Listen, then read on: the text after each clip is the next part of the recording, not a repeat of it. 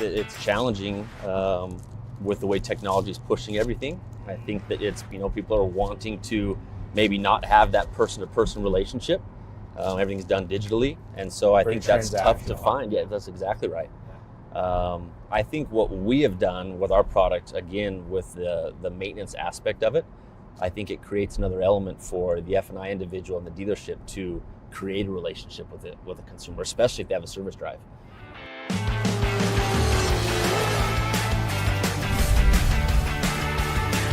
Hey, what's going on, Podcast Nation? It is Jason Harris here, and thank you for joining me on another episode of The Drive.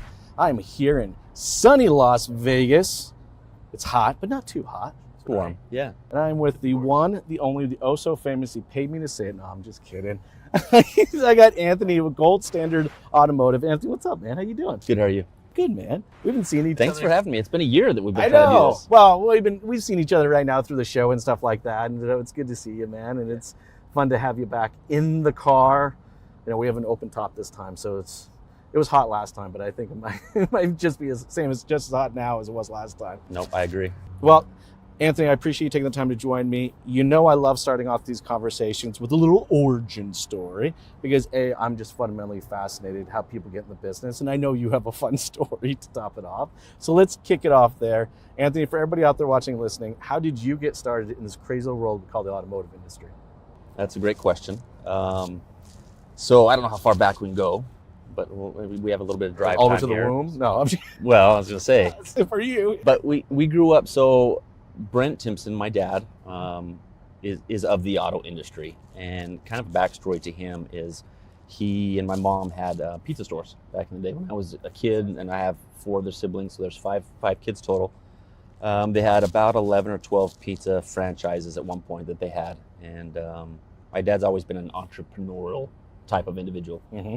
And at one point, those just kind of started to dissolve and fade out. And he, I think at that point, started looking, what was he going to do next? Sure. And somehow, and he would probably be able to tell the story better, but he got into the auto industry. And for pizzas, I love it. Yeah, that's exactly right. And so I think it was because a way to, he's a sales individual, loves to talk to people, got into it, started making some money as a sales individual, and then spent the next 20 plus years working for the Larry H. Miller Group. So you got bit by the bug. Exactly. It happens, man.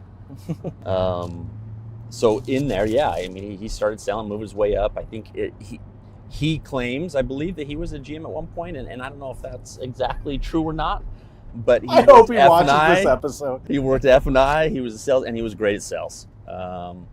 His entrepreneurial mind kind of still kept going to, I want to do something on my own. Yeah. I love the industry. What can we do? And again, as he was working for the Larry H. Miller Group, he saw that there was a shift, as he thought, towards service. Mm-hmm. And so with that, he was like, okay, what can we do to get customer retention back to the dealerships through the service drive? Yes.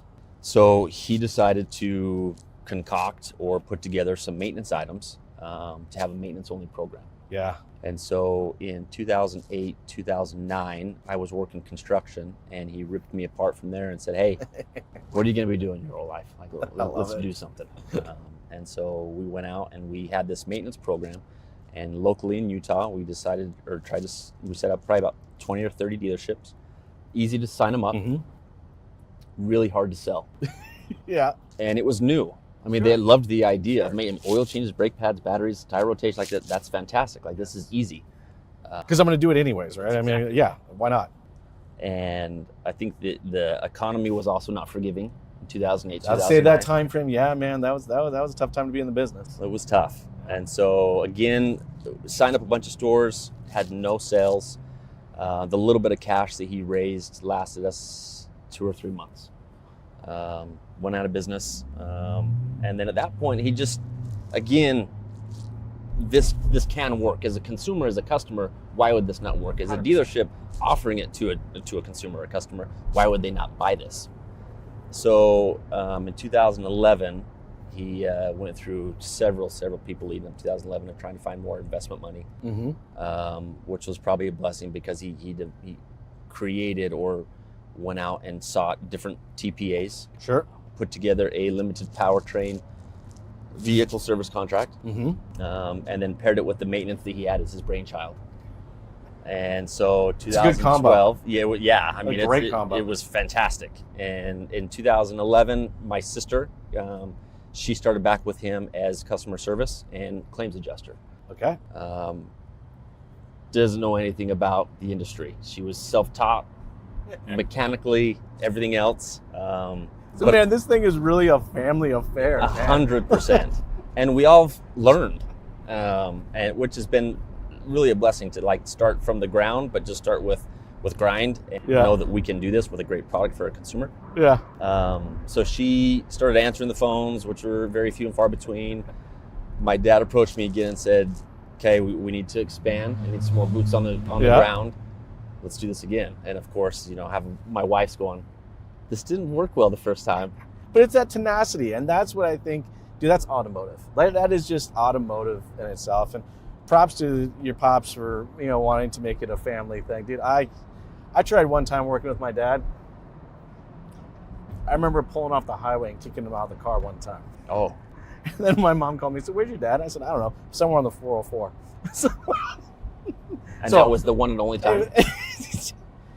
Look, not everybody can do it, but I think it's really cool that you guys were able to do it. And it makes sense the way I can see some of that family that you guys have in some of your guys' offering, right? Like, and I love, like, I know we got some topics today. We're gonna jam into them then, but we've talked before. I'm familiar with what you guys have to offer. There just doesn't seem to be kind of like a family element, in it, which I admire, man. I think that's really, really cool that you do that. So let's get into our first topic today, right? So we're talking about customer service, and relationships are just kind of, honestly, man, they're just being overlooked right now. Yeah. Which,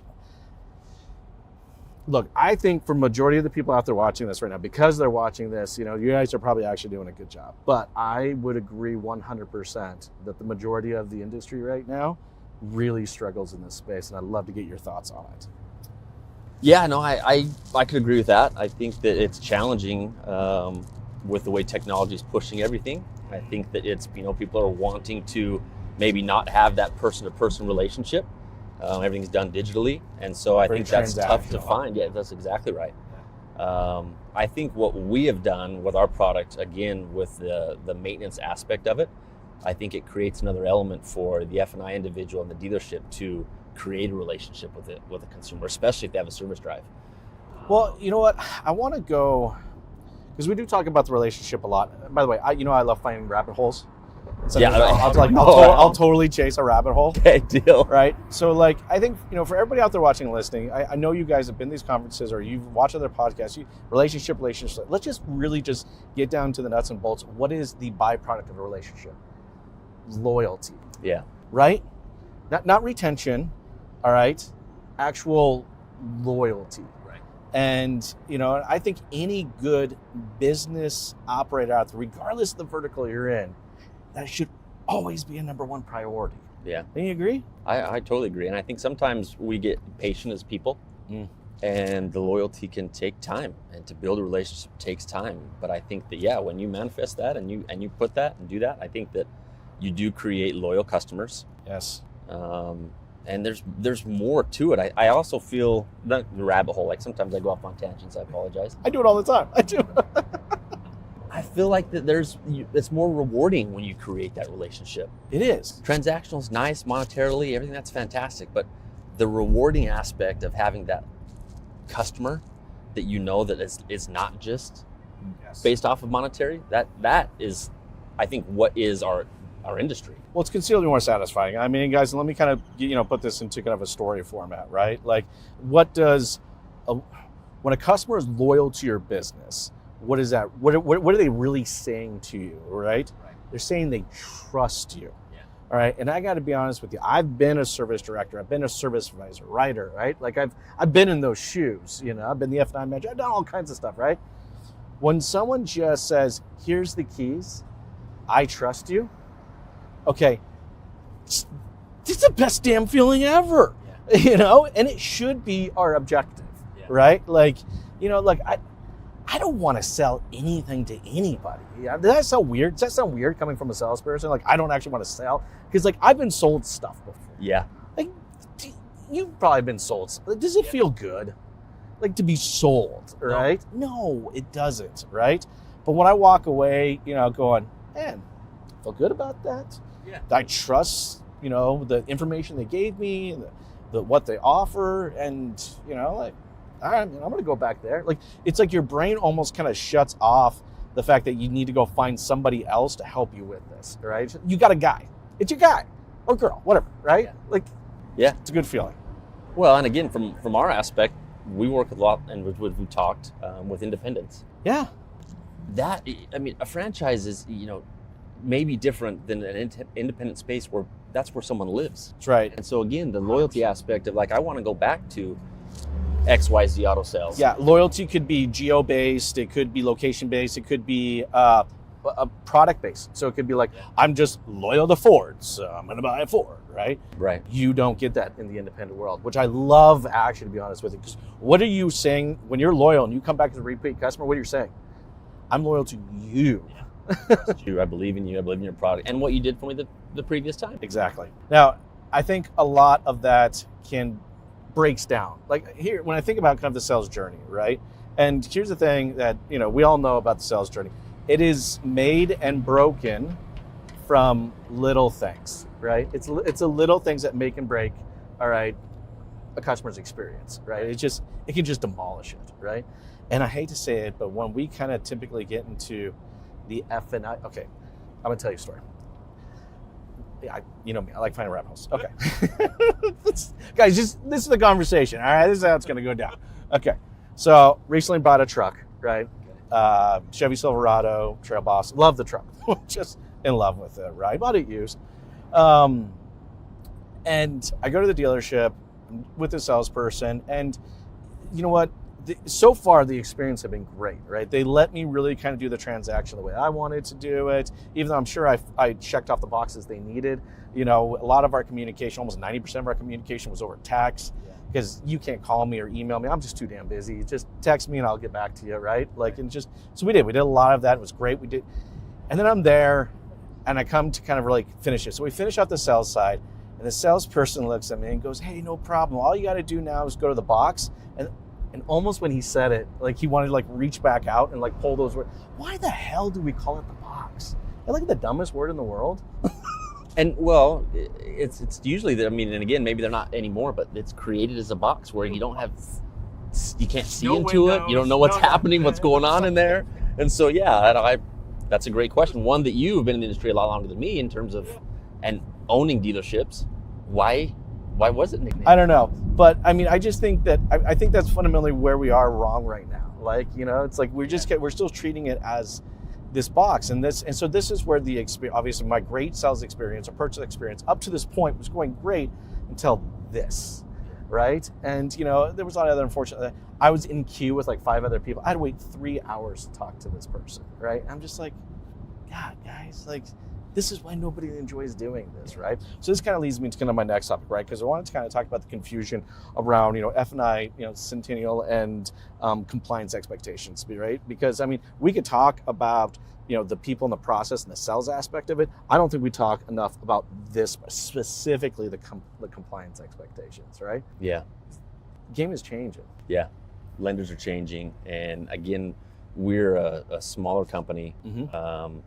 So the Sentinel thing is real to us, not only for the costs, but I think that one thing that we would love to see, if there's any Sentinel listeners out there, is from the customer service standpoint, from what the lenders are asking, we get all that. It makes total sense. They want compliance. They want everything to be the same. The time frame that it takes to get things approved through F&I Sentinel is a bear. And I think in the end, we would be more apt to pay the additional fees to have things just done so that we can kind of keep business moving. Yeah. But yeah, compliance is big. And again, I understand why the lenders would want to go with someone like a Sentinel to make sure that all the forms match. Well, what it feels like to me, and I'd love to get your thoughts, it just feels like it's a process that's being forced upon, right? Now, don't get me wrong. I do believe there needs to be a strategy around compliance. Like I do. It has to be, here's the thing. It needs to be intentional. It can't just happen on its own, right? Like if you're out there watching and listening right now and you think that your team is checking off all of the boxes and you don't have a documented process around this, I can guarantee you they don't, all right? They're all following what they think the process is, not actually what it is. Right. I'm sure you've seen this play out as well, right? Yeah. I think a good strategy has to be put in place here, right? So when I think of a good strategy, I think it's a people and a process and a technology that kind of has to be wrapped up into this, right. All right? I'm going to ask you this from a people perspective, and because I know you've seen some, you have some great dealers that currently work with you guys. For the dealers that are working with you right now, that are just killing it on the people side. Tell me a little bit about them. What do you see with them? I think it's just more, again, what this topic has been, or what our conversation has been thus far, is just more human interaction. Okay. I think they find vehicles that fit the type of individual's lifestyle or their needs. They listen to them. They spend time with them to find the type of vehicle, if they don't have it on the lot, for that individual. And then I think they just... I like this. They're people first, product second. That's exactly right. Okay. Yeah, and that's where we see like you said, we work with a lot of great dealerships and business partners. And I think the ones that actually still continue to put that consumer first do really well. Yes. At Gold Standard, right? What are you guys doing to help dealers with this? Well, with the Sentinel piece, I think that the only thing that we can is to get our forms approved. Yes. Right. They want to sell our product, and if it's not approved by Sentinel, then of course they can't sell our product. And again, what we do, what's is unique, is we have that maintenance aspect, which a lot of our dealerships utilize because it creates a different avenue to sell. Of course. Especially, again, leading back to the service drive. So in terms of the Sentinel piece, really just listening to their needs, the consumer's needs, and then again, kind of being force-fed of what the lender and Sentinel dictates and what we have to do to have the form realistically approved. That's right. Well, isn't that what a good partner is supposed to be? Yeah. Right? I mean, I think, guys, if you're out there watching and listening to this, I mean, you know that's super important to find. I love that motorcycle. We're going to let that pass for a second. Okay. Finding a partner in this is very, very important. I think there's a lot of product companies out there. There are a lot of product companies, all right? I got a whole menu of crap you can sell. This stuff is great, right? Right. But I think there's a difference between working with a product company and then working with a partner. Right. Right? And I find that you guys have taken more of that partner perspective. And I'm just kind of curious, why? Why have we? Yeah, why do you guys approach kind of like, what drives, guys to want to partner with these dealerships to ensure that, they're staying compliant and that they're meeting their objectives and goals? I think because with me and my siblings who operate the company currently, we're customers first. Yeah. So I think we look at it from a consumer standpoint and what we would like to have offered to us, and from all the processes to walking into a dealership, to how the lending goes and to what we're being sold in the back end. And so I think that's kind of what our approach has been, is we've now, grown into the industry the past 12, 13 years. So we've learned more about the industry and of the industry, but we were consumers first. So we kind of look at everything as a consumer first. You look at through that lens, right? Which makes sense. I mean, if you're a dealer out there and you're customer centric yourself, it makes sense. You want to work with a company that also kind of has that same approach to the lens. You said something, and again, like I said, I always kind of like to find things, right? We talked about the back end, right? Again, I want to push back on the industry because I don't think there's a front, I don't think there's a back, right? Like, I think, and I've had the opportunity to interview and meet some incredible operators out there, and they have the same perspective. It's not front, it's not back, because that just sounds like there's two transactions happening, and there's two elements to this, right? Yeah. It's the whole thing, right? Yeah. And I think as a mindset, when we look at it, because honestly, isn't that how the customer's looking at it? Yeah. Does the customer look at it, go, okay, I got the front end done, let me go take care of the back end. Right. Customers don't think that way, right? Like, and it sounds weird when they hear it, probably. Like what are you doing here in terms of fishy? I mean, get away from my back end. That's exactly right. But no, right? Like, I mean, I think a good operator looks at it, and so, and I'm sure you guys have seen this play out, right? Where dealerships that you're currently working with is taking your guys' solution and they're making a holistic thing. It's almost kind of like a part of just the brand. It's just a part of doing business with us. Have you seen anybody kind of adopt that mentality? Yeah, I think as a whole, again, going back to our product being very specific in nature with being utilized in more ways than just selling somebody a what-if vehicle service contract. Because it's a value. That's exactly right. It's not Irregardless just, it's not a if you have dollar a mechanical amount. failure. That's exactly right. Like, you get to use gold standards products. And yeah, I think when they're a little more thorough with going through the products that are available for that vehicle, for that consumer, now to your point, I think it can become one big transaction and versus separating it and just trying to figure out what I can put in the back end to make more money that might not be a fit for this customer. Look, I've been in the business for a long time, longer than I should have been. All right, and I don't know about you, but I go to a dinner party, someone finds out what I do for a living. I don't know about you. The first thing comes out of their mouth, "Oh, let me tell you about this car I just bought." I'm like, "Oh God, here it comes." Right? Here's the one thing I have never been told. Well, I paid $35,000 for the truck, and then I spent another $3,000 on the warranty. I've never heard a customer say that, and not once. Yeah. It was like, I spent $37,000 on it, And that's everything. right? Yeah. That's like, That makes so total I don't sense. know why our industry wants to inherently kind of split this thing up. That's not how customers purchase. It's not how they approach it, right? Yeah. I've never had anybody come and tell me that, they bought the $250 biweekly car. Oh, that's a good one. Good call. So do you think that will change? I think a smart operator is already making those changes, right? I mean, I've met some, I think, this weekend that are already, making that change. It's like, our customers are always going to be price driven. Of course, they're going to be price driven, but they're also value driven, and like, that's the way I think it has to be presented. It has to be presented in a value driven approach, right? It's horrible. I've seen this happen. I'm sure you may have too, where a dealer makes a decision for the customer. Right? Yeah. Oh, they're not going to buy that. And it goes back to that loyalty and trust. Right. Like, do you think that's going to happen next time they think they need to buy another car? No. Yeah. All right. Like it, and this kind of goes into kind of our next topic, right? Because we want to talk about this, right? Dealers are not aligning product offerings with inventory types right now. Yeah. It's and I think good operators out there, they've already been doing this. There's no one size fits all. All right. Like this needs to be a holistic value purchase, right?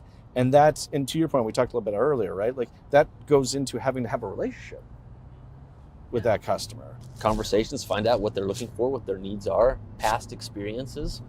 Okay, because you could probably have a conversation with an individual and find out if they've ever had curb rash on their wheels, and like, hey, tire and wheel might be good for you. If they've ever had a major mechanical breakdown, and what was that? So maybe figure out the plan with the vehicle and the consumer. Well, again, if you're consumer first, it's easy to come up with a plan, right? I hate to say it. Well, I'm going to say it. I'm like, you ever get one of those? You're like, should I say this on a camera? Should I not say it? But I'm just going to say it, right? Like, I've had the opportunity now recently, because of some projects I've been working on, to go and visit about 6 major, automotive, regions, right? And physically walk into, about 90 to 100 dealerships, each of those regions. Okay. Independent and franchise, both, right? And, I gotta be honest with you, like, I'm not super impressed with the talent that's out there. I think the art of being a consultant has kind of gone away, man. I mean, I don't know about you, but it's like, I see so much transaction stuff going on. Yeah. Right. And I'm not saying when you guys sell something to a customer that it is a transactional thing, right? But it's different to have a customer first approach versus a transaction approach. Wouldn't you agree? I would, and I'd be curious your take is, do you think that's because we move so fast nowadays?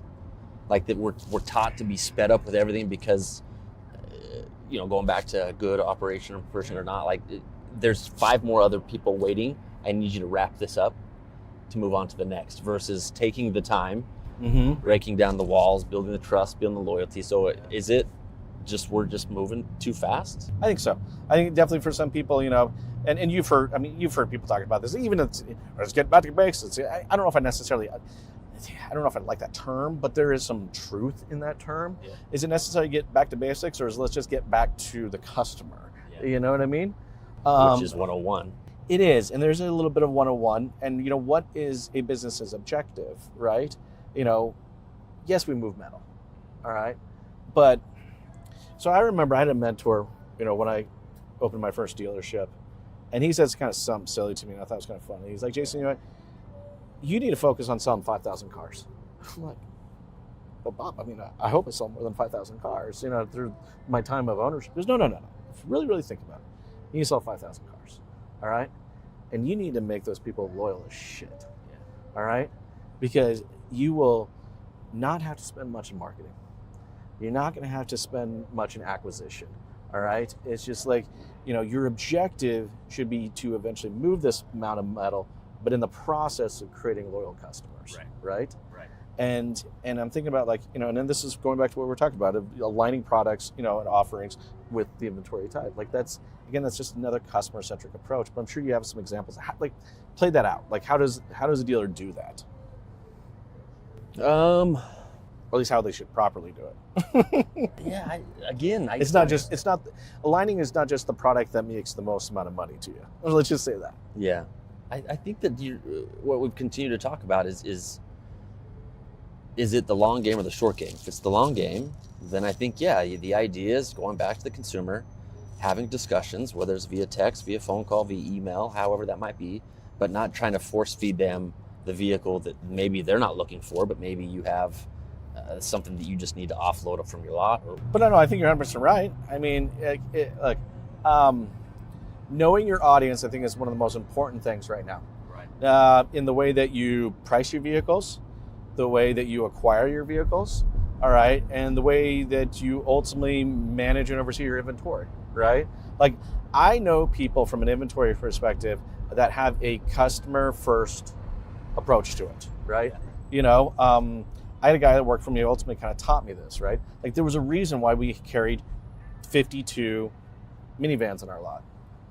It's just, when he told me that, I'm like, are you nuts? I'm sorry, you want to spend my money how? Yeah. He's like, I'm going to buy 52 minivans. I'm like, bro, why? And he's like, look, he showed me the research. He showed me, it's like, look, no one else has this in our market. First off, all right. The most amount of leads that we're generating right now is on our minivans, right? And, when I'm looking at, and the people that are buying these things, they plan on owning them for over 5 years. Yeah. Right? This is not let me get into this and get into something else 2 or 3 years later. Right? This specific inventory speaks exactly to the type of customers that we're looking for. So let's go in inventory of customers. Dude, it worked. Oh, God, it worked. Well, and again, now to know that that's the objective, and they're going to keep these minivan owners going to keep their vehicle. Now you have a lead into back-end products. Oh, so apologize. I know. We should go about F&I products. Yeah. Because now it was we pitched it wasn't $19,999 for this and then $3,000 for this. It's let's call it what it is. That's a $23,000 minivan. All right, but it has this, and this. Right. Well, I can go buy it for $19,000. Yes, you can. In fact, if you really want to, I'll sell it to you for that. Yeah. But it doesn't have this, and this. So you got to think of that. So think of that from a dealer's perspective, right? Now, what am I doing? I'm not negotiating a $19,000 purchase. I'm negotiating a $23,000 purchase. Correct. Yeah. Okay. You're selling them on the value, which you've used many times. Yes. Yeah. All right. So it's oh, guys, look, if you want to buy just this, but it's not. Well, but I do want that. No, I know you want that, and I think you should have that because all the information you told me you should have that, right? That's exactly right. And you're going to have it for 5 years because I know that people are keeping their minivans for 5 years plus. Data was there to show it up, right? And I think that's just, as a good operator, and I'm sure you see this even as a good vendor, you got to have a strategy behind this, man. And this is the days of just kind of having a lot and just, Yeah. If I can buy it right, I'll sell it right. I don't believe that happens anymore. Yeah, no, I agree. I think we see that with with claims too. I Mm. think the idea that we claims are a touchy thing in our industry, and they very well should be. I mean, it's a big burden, but I think to pay claims keeps you in business longer.